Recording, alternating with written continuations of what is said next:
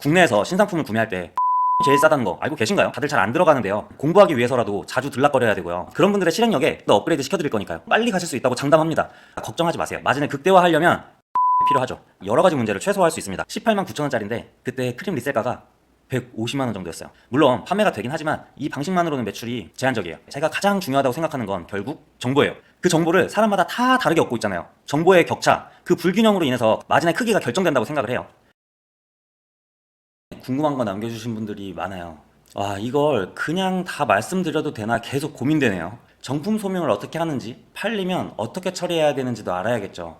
그리고 어디서 어떻게 구해야 싸게 살 수 있는지 알려드리고 어디에 어떻게 팔아야 되는지도 말씀드릴게요. 지금부터 제가 나이키나 크록스 같은 브랜드 상품을 2년 넘게 팔면서 해본 것들을 말씀드릴게요. 다 보셨는데도 궁금한 부분이 있으면 고정 댓글 링크 클릭하시고 남겨주세요. 지난번 영상에서 편집샵 상품들 등록하는 거 해보셨나요? 아마 안 해보셨겠지만 해보신 분들은 수익화에 한 걸음 빨리 가실 수 있다고 장담합니다.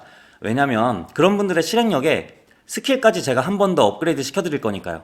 유명 브랜드 상품을 등록하고 나면 처음에 발생하는 허들이 하나 있어요. 정품 소명입니다. 스마트 스토어나 쿠팡 같은 플랫폼에서 우리가 파는 상품이 정품인지 확인하는 거예요. 온라인 편집샵에서 시작한 이유도 여기에 있습니다. ABC마트, 슈마커, 풋나커, 폴더, 무신사 이런 온라인 쇼핑몰들은 구매 내역으로 정품 소명이 가능하니까요. 소명 방식은 플랫폼마다 조금씩 차이가 있으니까요. 요청하는 방식에 맞게 자료를 제출하면 됩니다. 꼭 해당 상품을 확인할 수 있어야 돼요.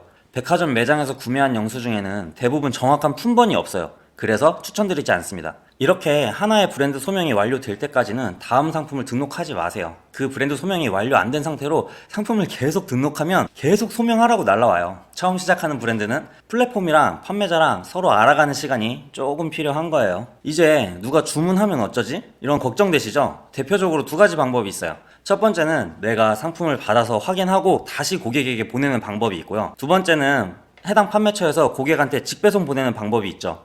내가 받아서 보내면 기간이 오래 걸리지만 여러 가지 문제를 최소화할 수 있습니다. 10명 중 1명 정도? 왜 이렇게 배송이 늦냐고 하지만 별일 안 생기니까 걱정하지 마세요. 그리고 바로 직배송 보내면 어디서 주문한 건지 고객이 알면 어떡하냐고 걱정하시던데요. 그건 한 1000명 중 한두 명 물어보니까 그것도 걱정하지 마세요. 처음에는 무조건 다 받아서 확인해 보세요. 어떻게 포장이 돼서 가는지, 주문 영수증은 안 들어있는지 한번 확인해 보세요. 내가 받아서 보내야 되겠다고 판단이 되면 그렇게 하시면 됩니다. 받아서 보내면 택배비 걱정되시죠? 맞아요. 바로 직배송하면 택배비 아낄 수 있지만 어차피 우리도 고객에게 배송비 받으니까 걱정하지 마시고 일단 해보세요. 부업이든 사업이든 정해진 건 없어요. 각자 최선이라고 생각하는 방식을 찾아가는 과정이 꼭 필요합니다. 모든 구매처, 모든 상품에 동일하게 적용되는 공식은 없어요. 제가 옆에서 가이드 해드리니까 걱정하지 마세요. 지난번 영상부터 보셨다면 상품 등록하고 소명하고 판매 후 처리 방법까지 이해되셨을 거예요. 위탁 판매나 구매 대행처럼 고객 주문이 들어오면 사서 보내는 방식 가능하죠. 그런데 마진을 극대화하려면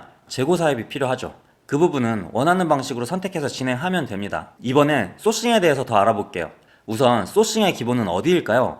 모든 브랜드의 기본은 공식 홈페이지예요. 왠지 모르게 비싸다는 인식 때문에 다들 잘 안 들어가는데요. 저도 판매자가 아닐 때는 공홈에서 주문 안 했어요. 그런데 공식 홈페이지는 공부하기 위해서라도 자주 들락거려야 되고요. 공홈이 제일 저렴한 상품들도 있는데 그걸 잘 모르시더라고요. 그리고 멤버스데이처럼 추가 할인할 때는 정말 엄청 사두고 싶지만 요즘은 구매 제한이 심해서 많이 못 사니까 아쉽네요. 뭐 구매 제한을 무시하고 특별한 방법들 동원해서 사는 경우도 있던데요. 제가 하지는 않으니까 추천드리고 싶지는 않습니다. 그런데 여러분, 할인에도 종류가 있다는 거 알고 계신가요? 방금 말씀드린 멤버스데이처럼 특정 기간 동안만 할인을 하는 경우도 있고요. 어떤 상품은 시즌이 지나서 할인이 붙은 경우도 있어요. 출시가 10만 9천 원이던 상품이 7만 원에 파는 경우가 있잖아요. 그게 일시적인 건지 시즌 아웃으로 할인하는 건지 이해를 하셔야 돼요. 그래야 그걸 어떻게 팔지 결정할 수 있는 거죠. 공홈뿐만 아니라 편집샵들 리스트 만들어 두고 매일 들어가 보세요. 방금 말씀드린 할인뿐만 아니라 각 판매처마다 취급하는 상품의 종류가 다르고 가격도 다른 걸 공부하실 수 있습니다. 그리고 여러분, 국내에서 신상품을 구매할 때 백화점이 제일 싸다는 거 알고 계신가요? 제가 애용하는 소싱처는 롯데백화점, 신세계백화점 같은 백화점 온라인몰이고요. 그에 견줄 만한 곳은 홈쇼핑몰이에요. 판매자 기본 할인에 백화점 추가 할인, 거기에 신용카드 할인까지 들어가면 엄청난 할인율을 만들어주죠. 여러분이 평소에 못 느끼실 수도 있는데요. 인기 상품은 이미 그렇게 할인 받아서 다 팔렸기 때문에 그래요. 백화점은 온라인, 오프라인 구분할 거 없이 소싱하기에 정말 좋은 곳 중에 하나예요. 백화점 매장에서도 할인이 가능하죠. 자주 구매해서 매니저를 통해서 할인을 받을 수도 있고요. 주말에 자주 하는 상품권 페이백 이벤트를 이용할 수도 있습니다. 그리고 백화점 상품권이나 백화점 카드로 추가 할인을 받을 수도 있죠. 백화점을 잘 활용하신다면 이 방법 말고도 할인을 받을 수 있습니다. 또 어디 생각나시는 곳 있으세요? 우리 온라인 편집샵에 있는 상품 등록해봤잖아요. 오프라인 매장에서도 소싱할 수 있겠죠. 어떤 편집샵은 온라인몰에서 판매하는 브랜드와 매장에서 판매하는 브랜드가 다른 경우도 있어요. 나이키 테일윈드라는 운동화가요, 온라인에서 파는 곳이 없었어요. 그런데 제가 어떤 오프라인 매장에서 리스트를 받았는데 59,000원에 살 수가 있더라고요. 그때 10쪽 정도 재고가 남아있어서 그걸 제가 샀고 크림에 판매했는데 146,000원에 판 것도 있네요. 오프라인 매장 중에 로드샵이라고 부르는 곳들도 있죠. 쇼핑몰이나 백화점에 입점해 있는 게 아니라 그냥 번화가 1층이나 약간 외진 도로가에 있는 개인점주들이 운영하는 매장이요. 그런 곳에서도 할인받아서 구매할 수가 있어요. 지금까지 소싱할 수 있는 다양한 곳을 말씀드렸는데요. 그 중에는 정가보다 할인을 받아서 구매할 수 있는 가격적인 메리트가 있기도 하고요. 어떤 곳은 할인은 별로 안 되지만 내 창고처럼 필요할 때마다 요청해서 구매할 수도 있습니다. 전국 매장의 재고를 알아봐주는 정보적인 메리트가 있어요. 가격을 저렴하게 구하는 게 중요한 부분이죠. 그런데 결국 그것도 정보인 거예요. 브랜드 상품을 소싱할 때 제가 가장 중요하다고 생각하는 건 결국 정보예요. 그 정보를 사람마다 다 다르게 얻고 있잖아요. 정보의 격차, 그 불균형으로 인해서 가격 차이가 발생하거나 재고를 구할 수 있냐 없냐, 그런 차이가 생기죠. 그런 정보들을 조합해서 마진의 크기가 결정된다고 생각을 해요. 다양한 온오프라인의 소싱처를 확보하고 그걸 잘 조합하시는 능력을 계속 키우셔야 됩니다. 거기에 추가로 위탁 판매나 구매 대행 형식으로 진행하는 상품하고 재고를 확보해두고 판매하는 방식까지 조합을 하면 마진을 극대화할 수 있습니다. 소싱과 거래처에 대한 내용은 마무리할게요. 다음은 판매에 대한 이야기를 해볼게요. 여러분은 어디에서 쇼핑을 많이 하시나요? 각 판매 플랫폼마다 특징들이 있죠. 요즘 가장 트래픽이 많은 쿠팡을 먼저 말씀드릴게요. 쿠팡에는 세 가지 방식이 있습니다. 일반 쇼핑몰과 동일한 방식인 판매자 윙이 있습니다. 고객이 주문하면 택배로 발송해 주거나 외부 거래처에서 바로 발송해 주면 됩니다. 물론 판매가 되긴 하지만 이 방식만으로는 매출이 제한적이에요. 다음은 주황색 아이콘, 판매자 로켓이 있죠. 구매자 입장에선 판매자 로켓이고 판매자 입장에선 로켓 그로스입니다. 쿠팡의 물류센터를 이용하기 때문에 로켓 배송하고 동일하게 당일 배송이나 다음날 배송이 돼요. 주말이나 연휴 상관없죠. 요즘 판매한다면 로켓 그로스를 빼고 이야기할 수가 없어요. 부업으로 가볍게 해보시는 분들도 점점점 많아지고 있어요. 한 개만 입고 해도 판매해볼 수가 있습니다.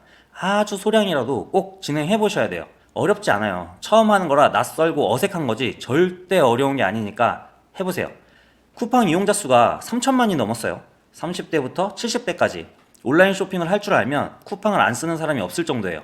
거기에 들어오는 소비자들은 쇼핑을 하러 들어와요.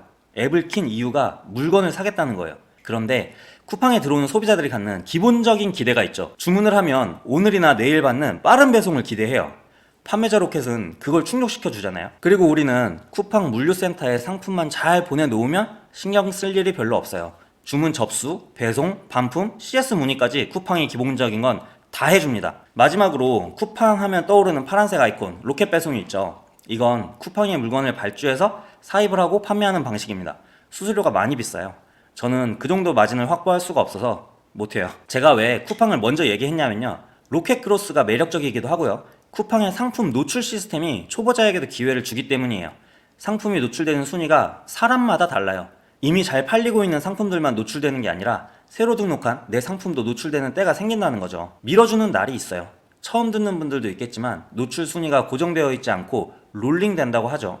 내 상품이 메리트가 있다면 그때 판매가 잘 될 거고, 그럼 점점점 노출이 많아질 거예요. 그 다음은 온라인 판매하면 떠오르는 스마트 스토어가 있죠. 저는 판매 비중이 꽤 높아요. 흔히 말하는 고인물이죠. 웃긴 게 제가 2년 전에 할 때도 고인물들이 있었어요. 결국 포기 안 하고 계속하면 구매 건수랑 리뷰가 쌓이면서 고인물이 되는 거예요. 그런데 새로 시작하는 분들은 아무래도 쿠팡보다 매출 내기가 어려우니까 잘 안 하시더라고요. 쿠팡이 어느 정도 익숙해지면 스마트 스토어에서 모음전으로 상품을 판매해보세요.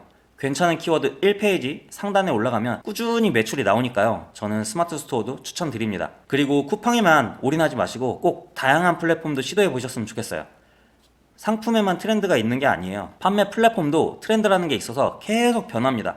한 곳에서 고이지 마시고 최소한 두 군데는 마스터 하시길 바래요.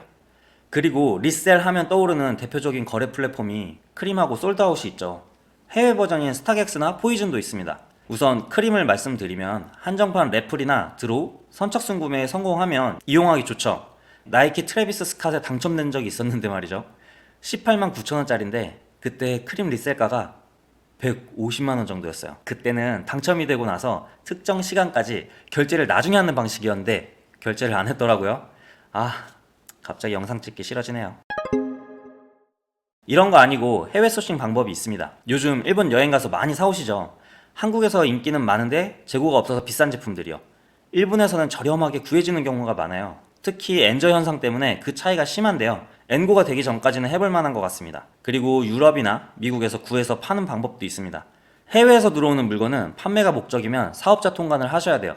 개인적인 사용 목적으로 신고 없이 반입한 뒤에 판매하시는 건 불법이에요. 정식적인 수입 절차 후에 판매하세요. 해외 직구로 관부가세 안 내고 구입한 것도 재판매하시면 안 됩니다. 그리고 크림 판매는 다른 영상에서도 말씀드렸는데 개인적인 거래와 사업적인 거래는 꼭 구분하세요. 사업적으로 하실 거면 판매 후 세금 신고 필수입니다. 제 채널에서 다양하게 알려드리는 정보는요, 제가 경험한 것들도 있고 열심히 공부한 것들도 많습니다. 그런데 제가 어떤 학문이나 학술적인 정보를 알려드리는 게 아니다 보니까요, 정답이 없어요.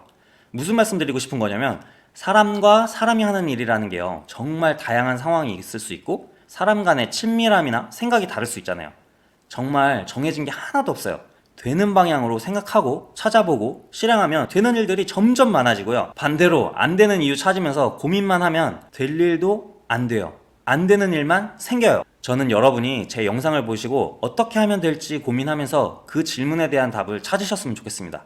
그렇게 고민을 해보고 어떻게 하는 게 좋을지 질문을 주시면 기분 좋게 함께 고민해 드릴 수 있을 것 같아요. 오늘은 제가 이렇게까지 알려드려도 괜찮나? 걱정될 정도로 말씀드렸어요.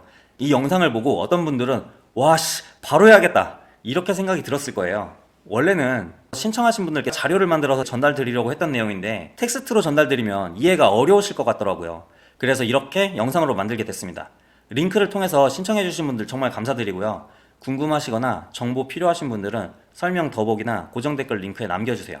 이렇게 영상으로 만들어서 드리거나 자료로 전달 드릴게요.